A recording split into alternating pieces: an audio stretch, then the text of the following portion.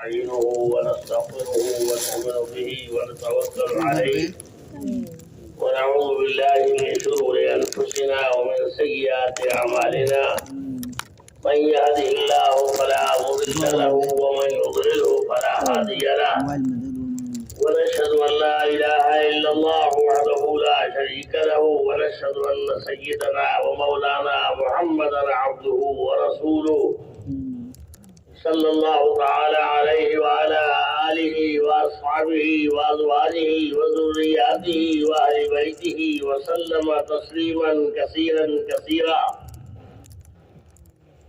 أما بعد فأعوذ بالله من الشيطان الرجيم. بسم الله الرحمن الرحيم.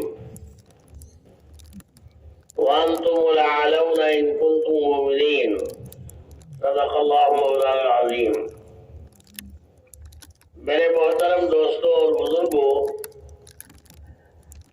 اللہ رب العزت نے اپنی امت کو اللہ کے رسول صلی اللہ علیہ وسلم نے اپنی امت کو مسجدوں سے جوڑا ہے.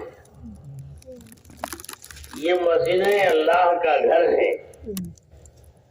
تمام انسانیت اور تمام مخلوقات جو ہمیں نظر آ رہی ہے اور جو نظر نہیں آ رہی ہے، مشرق سے لے کے مغرب تک اور شمال سے لے کے جنوب تک، چونٹی سے لے کے جبرائیل تک، ذرے سے لے کے پہاڑ تک، جو کچھ بھی اس دنیا کے اندر موجود ہے اس کی تمام تر ضرورتیں اللہ کے سے وابستہ ہیں اور اللہ کے گھر سے وابستہ ہیں.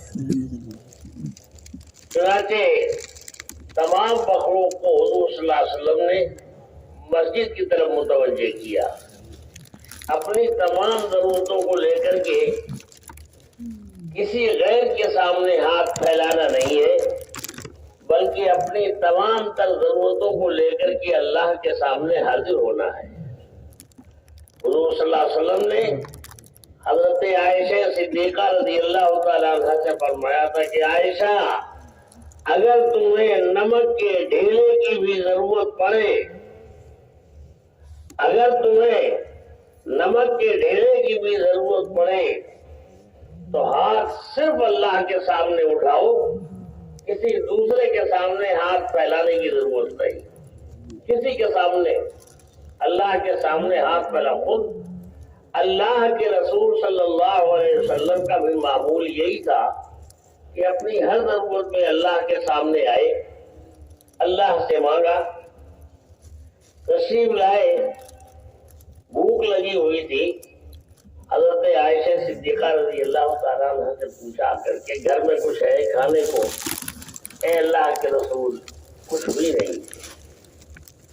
اگر صحابہ سے اشارہ کر دیتے صحابہ سے تو کھانوں کے ڈھیر لگ جاتے، لیکن سیدھے مسجد تشریف لے گئے.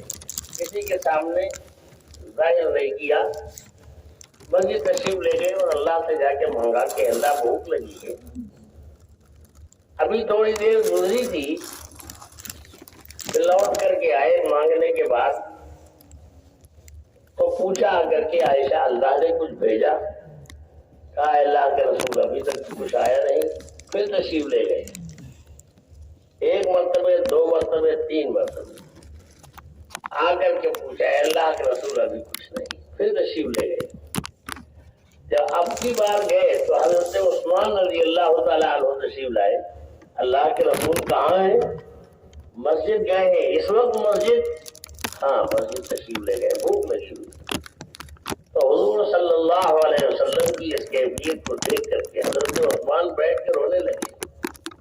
ہمارے ہوتے ہوئے دو داماد جن کی ہوں اور حضرت عثمان جیسے بال والے، اور پھر اللہ کے نبی بھوک کی وجہ سے مسجد جا رہے ہیں جہاں مسجد تشریف لے گئے. گھر گئے، کچا پکا جتنا بھی سامان کچھ تھا اس وقت لا کے رکھ دیا اور یہ کہا کہ اب اگر کبھی کوئی ضرورت پڑے تو خدا کے لیے کسی غیر کے سامنے ہاتھ نہ پھیلایا جائے. عثمان موجود ہے. حضور صلی اللہ علیہ وسلم تشریف لائے. تھوڑی دیر کے بعد عائشہ، اللہ نے کچھ بھیجا؟ ہاں ہاں آئیے تشریف لائیے. حضرت عثمان آئے تھے اور بہت کچھ کچا پکا رکھ کے بھیج گئے, رکھ کے گئے اور رو رہے تھے کہ اگر کوئی ضرورت پڑی ہم موجود ہیں. ذرا سا بھی اشارہ کر دیا جاتا تو اللہ کے رسول صلی اللہ علیہ وسلم کو یہ بھوک کی تکلیف نہ اٹھانی پڑتی. حضور صلی اللہ علیہ وسلم نے اس وقت حضرت عائشہ سے فرمایا تھا کہ عائشہ اگر تمہیں نمک کے ڈھیلے کی بھی ضرورت پڑے تو صرف اور صرف اللہ کے سامنے ہاتھ پھیلاؤ, اللہ کے غیر کے سامنے ہاتھ مت پھیلانا. اگر اللہ کے غیر کے سامنے یہ ہاتھ پھیل گیا تو ذلیل ہو جاؤ. لہذا اللہ کے غیر کے سامنے ساری کائنات کا پالنے والا اللہ, مشرق سے لے کے مغرب تک اور شمال سے لے کے جنوب تک جتنے بھی مخلوق ہے تو سب کو کھلا پلا رہا ہے. وہ ہماری بھی ضرورتیں پوری کرنے کے اوپر قادر ہے. اب ضرورتوں کے پورا کرنے کے لیے اللہ رب العزت نے اپنے تمام تر مخلوق کو اس بات کا مکلف کیا ہے کہ اگر ہاتھ پھیلے تو اللہ کے سامنے پھیلے, اللہ کے غیر کے سامنے ہاتھ پھیلانے. ضرورت پوری کی تشریف لے گئے. ہم یہ عرض کر رہے تھے کہ حضور صلی اللہ علیہ وسلم نے خود بھی اور تمام امت کو اپنے مسائل میں, چھوٹا ہو بڑا ہو, بھوک ہو پیاس ہو, کوئی بھی ضرورت ہو, ہاتھ پھیلانے کا حکم دیا ہے تو صرف اللہ کے سامنے, کسی کے سامنے. ایک صحابی چلے جا رہے تھے مسجد. کہاں جا رہے ہو بھائی؟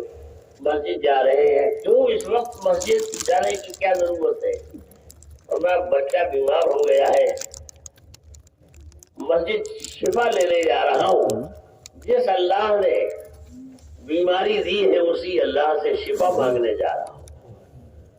کوئی بھی مسئلہ ہو, باغ میں پانی نہیں رہا, غلام آیا کہ باغ میں پانی نہیں ہے, سوکھ رہا ہے, فصل خراب ہو جائے گی, دعا کیجیے. کہا اچھا جاؤ لوٹے میں پانی لے آؤ. تو انہوں نے کہا لوٹے کا پانی نہیں ہے, پورے باغ کو پانی کی ضرورت ہے.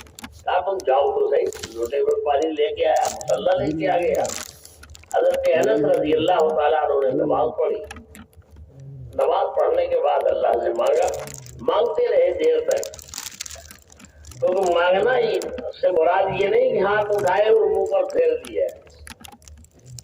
اس یقین کے ساتھ مانگو کہ جس کے سامنے ہاتھ پھیلائے ہیں وہ ضرور دے گا. ہمیں اس کے سامنے ہاتھ پھیلانے کے بعد کسی کے سامنے ہاتھ پھیلانے کی ضرورت نہیں ہے. اور اس انداز سے دعا مانگی جائے کہ اللہ کے اور ہمارے ہاتھوں کے بیچ میں ایک رائی کا تنکا بھی نہ ہو. پورے یقین کے ساتھ کہ ہم نے اللہ کے سامنے ہاتھ پھیلائے ہیں, اللہ ہمارے ہاتھوں کو خالی واپس نہیں دے گے. جو ہاتھ اللہ کے سامنے آنسو بہانے میں مشغول ہوتے ہیں, اللہ کے سامنے ہاتھ پھیلائے ہوئے ہیں, یہ ہاتھ خالی نہیں جائیں گے. اس یقین کے ساتھ جب اللہ کے سامنے ہاتھ پھیلاتے ہیں تو اللہ رب العزت وہ قادر مطلق ہے کہ جو آنسو اللہ کے سامنے گرنے کے عادی ہوتے ہیں, خدا کی قسم وہ آنسو اللہ کبھی یہود و نصارہ کے سامنے گرنے کا موقع نہیں دیا کرتے. سیدھے اللہ کی طرف سے مسئلہ حل ہوتا ہے. اس لیے اس یقین کے ساتھ ہاتھ پھیلائے جائیں اور مانگا جائے. اللہ رب العزت نے, اللہ کی ذات تنہا ہے پوری کائنات میں, سب بھکاری ہیں اپنے مسئلے میں. غیر کے سامنے ہاتھ پھیلائیں گے تو ذلیل ہو جائیں گے. تو اس کو کہا گیا کہ صرف اور صرف اللہ کے سامنے ہاتھ پھیلائے جائیں, اللہ کے غیر کے سامنے ہمارے ہاتھ نہ پھیلائیں. اس یقین کے ساتھ جب ہاتھ اٹھائیں گے اس مسئلہ ہمارا اللہ رب العزت اپنی قدرت سے حل فرمائیں گے. تو حضور صلی اللہ علیہ وسلم نے امت کو مسجد سے جوڑا تھا کہ تمہارا کوئی بھی مسئلہ ہو کسی کے سامنے ہاتھ پھیلانے کی ضرورت نہیں, اللہ بہت ہے. تم آؤ تو صحیح مانگو اللہ سے. تو حضور صلی اللہ علیہ وسلم نے اپنی تمام تر ضروریات میں امت کو مسجد سے جوڑا تھا. ضرورت پڑی سیدھے مسجد آ گئے. اب حضرت انس رضی اللہ تعالی عنہ نے اس نے کہا کہ لوٹے میں پانی لے آؤ. پانی لے آیا, وہ وضو کیا, وضو کرنے کے بعد نماز پڑھی, پھر اللہ سے مانگا کہ اللہ باغ کو پانی کی ضرورت ہے. مانگتے رہے. اس کے بعد پھر کیسا یقین تھا, چہرے پہ ہاتھ پھیرا اور غلام سے کہا ذرا جا کے دیکھو تو صحیح کہ کچھ بارش شروع ہوئی یا بارش کے آثار معلوم ہوئے. گیا اور جا کر کے آیا کہ ابھی کر سکتے کچھ نہیں نظر آیا. پھر نماز پڑھی. مانگتے رہو اور پڑھتے رہو اس وقت تک جب تک کہ ظاہر نہ ہو جائے قبولیت. پھر گیا. پھر جانے کے بعد آیا, کہا کہ آسمان پر پرندے کے پر کے برابر ایک بادل کا ٹکڑا نظر آیا. اچھا نظر آیا, ٹھیک ہے ٹھیک ہو. بس مانگتے رہے. تھوڑی دیر کے بعد بارش شروع ہو گئی, اور بارش جب شروع ہوئی تو اس کے بعد حضرت انس نے غلام سے کہا ذرا جاؤ تو صحیح, دیکھو جا کر کے پانی ہمارے باغ کے اوپر برس رہا ہے یا باغ کے علاوہ دوسری جگہوں کے اوپر بھی برس رہا ہے. گیا, گھوڑے پہ بیٹھ گیا اور سوار ہو کر کے پورے باغ کے چکر لگائے اور لوٹ کر کے آیا. کہنے لگا انزل اللہ المطر علی قدر بستانہ ولم يتعدى شبرا واحدا. سارا پانی ہمارے باغ کے اوپر برس کر کے چلا گیا ہے, ایک بالش پانی باغ کی ادھر ادھر نہیں گزرا. اس یقین کے ساتھ حضور صلی اللہ علیہ وسلم بارش کا مسئلہ ہو, بھوک کا مسئلہ ہو, پیاس کا معاملہ ہو, فقر و فاقہ ہو, کچھ بھی ہو, ہر حال میں ہاتھ ہمارے اٹھے تو اللہ کے ساتھ مگر یقین کے ساتھ. یہ نہیں کہ ہم نے ہاتھ اٹھائے اور پھیر لیے تھے. یقین کے ساتھ کون ہے اللہ کے علاوہ دینے والا. ایک مرتبہ قحط پڑا مدینہ منورہ کے اندر, اور وہ قحط ایسا کہ پورے مدینے کو گھیر لیا اس نے قحط سے. حضرت عمر رضی اللہ تعالیٰ عنہ کا زمانہ, تھیلے ہاتھ میں لیے ہوئے, دونوں ہاتھوں میں تھیلے لیے ہوئے گھر گھر جا رہے تھے. پوچھتے تھے کھانا پکائے بتائے, گھر میں کھانا پکا. بچوں سے پوچھتے تھے کہ یہ بچے جو ہے صحیح بات بتائیں. ہاں ہاں پکا ہے. اچھا کیا پکا ہے ذرا بتاؤ تو صحیح. تو گھر کے اندر گئے, جو کچھ دال روٹی تھی لے کے آ گئے, یہ پکا ہے. اچھا لاؤ ذرا ہم کبھی کبھی کھا کے دیکھتے تھے کہ دیکھیں بچے کہاں تک صحیح بول رہے ہیں. یہ ہوتا رہا, کھا کے میں دیکھ لیا کبھی. یہ حالت پہنچ گئی جب مدینہ منورہ کے اندر تو حضرت عمر رضی اللہ تعالیٰ عنہ نے مصر کے گورنر کو خط لکھا اور لکھا یہ کہ تم آرام سے کھانا کھا رہے ہو, مدینہ یعنی حضور صلی اللہ علیہ وسلم کے شہر والے بھوک سے پریشان ہیں. کیا جواب دو گے کل قیامت میں اللہ کو. لرز گئے امیر المومنین کے خط کے اوپر کہ امیر المومنین ہمیں پتہ نہیں تھا, اب جب کہ ہمیں معلوم ہوا ہے تو غزے کا اتنا لشکر بھیج رہے ہیں اتنا بڑا کہ کوئی گھر خالی نہیں جائے گا, ہر جگہ کھانے پانی کی فراوانی ہوگی. چنانچہ انہوں نے اتنا بڑا لشکر بھیج دیا غلے کا, بھیجا گیا غلے کا لشکر اور ہر گھر کے اندر تقسیم ہوا. مگر قحط تو قحط ہے, اللہ کے ہاتھ میں, نہ تمہارے ہاتھ میں قحط کا لانا ہے نہ تمہارے ہاتھ میں قحط کا دور کرنا, سب اللہ کے ہاتھ میں. چنانچہ تقسیم ہوا. مدینے میں خوشی. ایک صحابی کے حصے میں بکری آئی, کوئی بات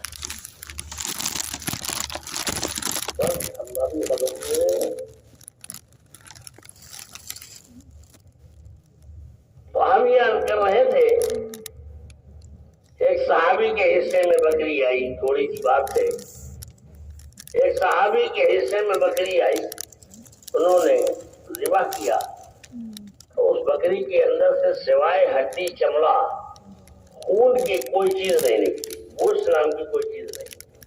جب انہوں نے یہ دیکھا کہ بکری کے اندر سے سوائے ہڈی چمڑا گوشت کی کچھ نہیں نکلا تو ان کی چیخ نکل گئی. انہوں نے فرمایا واہ محمد, ہائے محمد صلی اللہ علیہ وسلم, ہماری بے بسی اور بے کسی کا یہ عالم کہ بکری کے اندر یعنی جانوروں کے اندر سے بھی ہمارا رزق اٹھا لیا ہے. یہ بات کرو. روتے روتے سو گئے. آنکھ لگی حضرت عمر رضی اللہ تعالیٰ عنہ کے بارے میں زمانہ ان کا تھا. خواب میں حضور صلی اللہ علیہ وسلم کو دیکھا کہ آپ نے فرمایا کہ جاؤ عمر سے کہو جا کر کے ہم نے تو تمہیں بڑا عقل مند سمجھا تھا, یہ کیا ہو گیا ہے تمہیں؟ عقل مند سمجھنے سے مراد یہ تھی کہ تمہیں ہم نے ہر مسئلے میں اللہ کی طرف متوجہ کیا تھا. عمر کیا ہو گیا ہے کہ مصر کی گورنر کے سامنے ہاتھ پھیلائے ہیں تم نے؟ حضرت عمر لرزنے لگے, رونے لگے. اعلان کر دیا کہ سارا مدینہ کل مدینے کے باہر ہوگا, ہم سب بھکاری ہیں, اللہ سے مانگیں گے چل کر کے. چنانچہ سارے چلے گئے, مرد عورت بوڑھے جوان چھوٹے بڑے بچے ہاتھ اٹھائے کھالے اور ہاتھ پھیلائے ہوئے چھوٹے چھوٹے اللہ کے سامنے جا کر کے دعا مانگ رہے ہیں. وہاں جا کر کے خطبہ دیا اور دعا مانگی. یہاں تک کہ قافلے والے جو ادھر سے گزرے ہیں تو ان قافلے والوں نے آ کر کے بتایا دعا کے ختم ہونے کے بعد کہ امیر المومنین جب آپ دعا مانگ رہے تھے تو اس وقت ہم قافلے والے قریب سے گزر رہے تھے, تو ہم قافلے والوں نے اس وقت آپ کی دعا کے وقت میں ہم اللہ کے ہم نے سنا کہ اللہ کی طرف سے یعنی بادلوں سے جو آواز آ رہی تھی کہ اتاک الغیث یا ابا حفص, اے عمر تم نے اللہ سے مدد مانگی, اللہ نے تمہارے لیے مدد دی. اور پھر اتنا پانی برسا ہے کہ اس پانی کے برسنے کی وجہ سے سارا مدینہ جلسل ہو گیا. تو ہم یاد کر رہے تھے دوستوں اور بزرگوں, اللہ رب العزت نے ہمیں پیدا کیا ہے, اور اتنا یاد رکھو کہ خدا کی قسم اس نے ہمیں محتاج بنا کر کے پیدا نہیں کیا ہے. کائنات محتاج ہے, اس نے ہم کو محتاج نہیں بنایا ہے, اپنا محتاج بنا کر کے پیدا کیا ہے. لیکن یہ محتاجگی اور یہ احتیاج اتنی ہی طاقتور ہوگی جتنی طاقت ہماری دعا کے اندر ہوگی. یہ جب ہاتھ پھیلے تو اللہ کے گھر کے سامنے ہماری کبھی ہاتھ نہ اٹھے. تو اس انداز پر اس امت کو پیدا کیا تھا. اللہ رب العزت نے ہمیں اللہ کے علاوہ کسی کا محتاج نہیں بنایا. تو اب ابھی جو کچھ آپ سن رہے تھے وہ سارا کے سارا یہ تھا کہ اپنا ہر مسئلہ اللہ کے سامنے رکھا جائے, اللہ کے غیر کے سامنے ہمارا ہاتھ کسی بھی معاملے میں نہ اٹھے. جب تک یہ کیفیت ہماری رہے گی تو اللہ ہمارے ہر مسئلے کو حل فرمائیں گے. تو ہم یاد کر رہے تھے کہ اللہ رب العزت نے ہمیں اس دنیا کے اندر مسجدوں سے جوڑا ہے. مسجدیں اللہ کا گھر ہیں, اور یہ ایسی اللہ کا گھر ہے کہ جب ہاتھ پھیلاؤ گے تو تمہاری تمام تر ضرورتیں اللہ رب العزت پوری فرمائیں گے. تو اس لیے دوستوں اور بزرگوں, یہ ہمارا اجتماع, یہ ہمارے اجتماعات, یہ جو کچھ کے لیے ہے کہ ہمیں اللہ سے لینا آ جائے, اللہ سے مانگنا آ جائے. اور جب تک یہ صفت ہمارے اندر باقی رہے گی, خدا کی قسم ہم کائنات میں کسی کے محتاج نہیں رہیں گے. اور جب یہ صفت نکل جائے گی تو یہ کائنات محتاجی کیا ہے, ہم اس دنیا کے اندر اللہ کے علاوہ کسی غیر کے سامنے ہاتھ پھیلانے والے نہیں بنیں گے. تیار ہیں اس کے لیے بھائی سب لوگ انشاءاللہ؟ آواز کوئی بہت دھیرے سے آئی. اچھا, اس بات کو سیکھنے کے لیے یہ بتاؤ کتنے لوگ ہیں کہ جو یہاں سے اللہ کے راستے میں 4 مہینے کے لیے نکلیں گے, یا تو ہم اللہ سے لینے والے بنیں گے, اللہ کے سامنے ہاتھ پھیلانے والے بنیں گے, اور اس وقت تک جب تک یہ کیفیت ہماری پیدا نہ ہو جائے, یہ یقین نہ بن جائے, اس وقت تک ہم لوٹ کر کے گھروں کی طرف نہیں آئیں گے. بتاؤ کتنے لوگ ہیں جو اس نیت کے اوپر کھڑے ہونے کے تیار ہیں؟ بتاؤ کتنے لوگ ہیں بھائی؟ بتاؤ بھائی, کھڑے ہو کر کے بتاؤ. ہاتھ اٹھانا کوئی چیز نہیں ہے, کھڑے ہو کر کے بتاؤ کہ ہم اللہ کے سامنے ہاتھ پر جلدی جلدی بتاؤ. ہم دعا کریں گے فوراً, ابھی سارے کے سارے لوگ طے کرو گے انشاءاللہ جانے والے. اللہ بے حد قبول فرمائے.